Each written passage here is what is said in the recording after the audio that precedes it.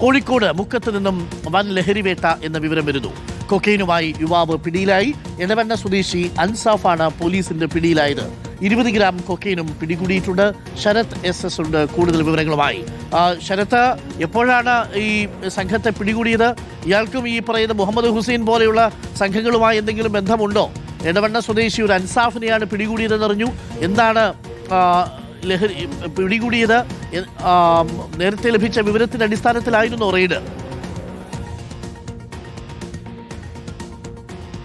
അരുൺകുമാർ, അതായത് ഇന്ന് പുലർച്ചെയാണ് മുക്കം PC ജംഗ്ഷനിൽ വെച്ച് യുവാവിനെ കൊക്കൈനുമായി പിടികൂടിയത്. ഈ സൂചിപ്പിച്ചതുപോലെ 20 ഗ്രാം കൊക്കൈനാണ് എടവണ്ണ സ്വദേശിയായ അൻഫാസിൽ നിന്ന് കണ്ടെത്തിയിട്ടുള്ളത്. ഇയാളെ ഇപ്പോൾ പോലീസ് എന്തായാലും ചോദ്യം ചെയ്തു വരികയാണ്.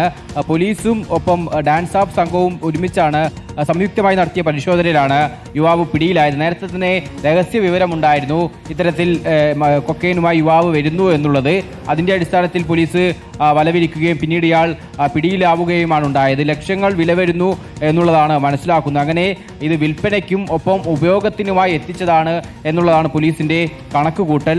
ഒപ്പം ഇയാൾ ലഹരി സംഘത്തിന്റെ ഭാഗമാണ് എന്നുള്ള സംശയം കൂടി പോലീസ് പ്രകടിപ്പിക്കുന്നുണ്ട്. അതുമായി ബന്ധപ്പെട്ട് പരിശോധന തുടർന്നു വരികയാണ്. എന്തായാലും വലിയ അളവിൽ തന്നെയാണ് കൊക്കൈൻ പിടികൂടിയിട്ടുള്ളത്.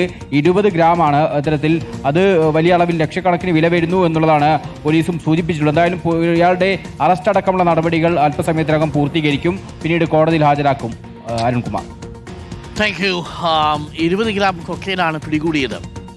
139 ഗ്രാം MDMA-യുമാണ് മുഖ്യമന്ത്രി VD സതീശന്റെ സോഷ്യൽ മീഡിയ മാനേജർ എന്ന് അവകാശപ്പെട്ട ഈ മുഹമ്മദ് ഹുസൈൻ എന്ന് പറയുന്ന ആളിൽ നിന്ന് പിടികൂടിയത്. ആലോചിച്ച് നോക്കൂ, 139 ഗ്രാം MDMA എന്ന് പറയുമ്പോൾ എത്ര ലക്ഷക്കണക്കിന് രൂപയുടെ ഇടപാടാണ് ഇയാൾ നടത്തിക്കൊണ്ടിരുന്നത് എന്നതാണ്. അയാളുടെ സ്വാധീനം ഉപയോഗിച്ച്